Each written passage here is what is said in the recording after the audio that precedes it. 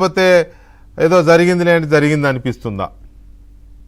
లేదు వికే గారు, లోకేష్ గారు కార్యనిర్వాహక అధ్యక్షులుగా వర్కింగ్ ప్రెసిడెంట్ గా బాధ్యతలు స్వీకరించిన తర్వాత నిర్వహిస్తున్నటువంటి మొట్టమొదటి మహానాడు.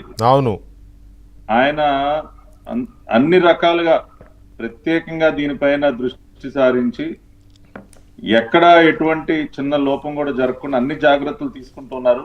దాదాపు 20 తీర్మానాలు ఈ మహానాడు వేదికపై నుండి ప్రవేశపెట్టబోతున్నాం.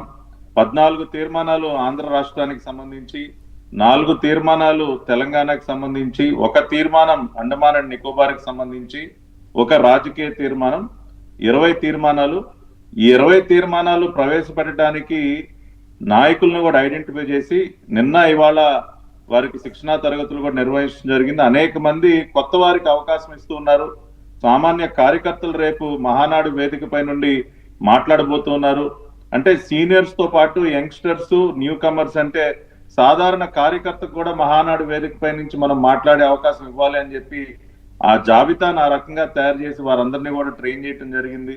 కాబట్టి సాధారణంగా ప్రతి మహానాడు వేదిక ఏ విధంగా ఉంటుందో దానికి ఏ మాత్రం తగ్గకుండా అదే రకమైనటువంటి వేదిక, ఏ విధంగా అయితే తీర్మానాలు ప్రవేశపెడతాం ప్రతి మహానాడులో, అది ఎక్కడ చిన్న మార్పు లేకుండా సేమ్ సిస్టమ్ ని పాటిస్తూ ఉన్నాం.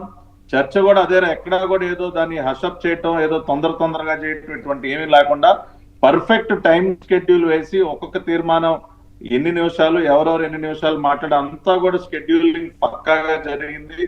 కాబట్టి కేవలం ఒక మార్పు ఏంటంటే, గతంలో లాగా కొన్ని లక్షల మంది ఒక చోటికి చేరకుండా ఎక్కడికక్కడ క్లస్టర్ల వారీగా వర్చువల్ గా ఈ మహానాడులో పాల్గొనడం జరుగుతుంది.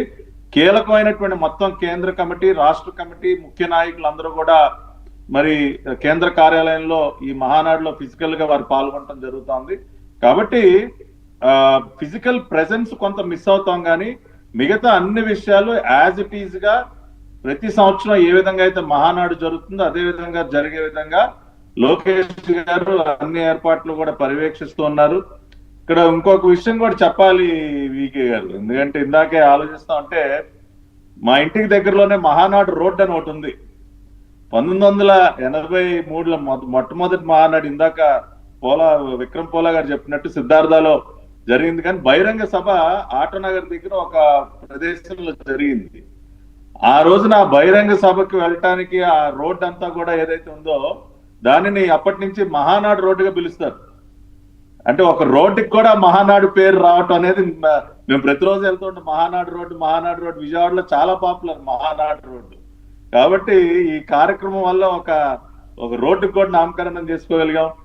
ఇట్లా చరిత్రలోకి వెళితే ఎన్నో అంశాలు వికే గారు. అదే విధంగా రేపు జరగబోయేటటువంటి మహానాడు ఉమెన్ సెంట్రిక్ గా, మహిళలకి ప్రాధాన్యతనిస్తూ ఈ మహానాడు జరగబోతుందండి. స్త్రీ శక్తి అనేటటువంటి ఏదైతే ఒక థీమ్ను తీసుకుని ఈ మహానాడు మహిళలకు సంబంధించినటువంటి అంశాలు కానివ్వండి, మహిళలకు ఎక్కువ ప్రాధాన్యతనివ్వటం కానివ్వండి, అవన్నీ కూడా జాగ్రత్తలు తీసుకుని మొన్న పార్లమెంట్ లో మనం బిల్లు కొన్ని అనివార్య కారణాల వల్ల పాస్ చేసుకోవాలి. నో డౌట్ అండి. అంటే సరే ఫిజికల్ గా అందరూ ఒక దగ్గర కలవలేకపోతున్నాం అనేది తప్ప మిగతా పార్టీ ఎప్పుడు కూడా ఎలాగైతే చేస్తుందో తీర్మానాలు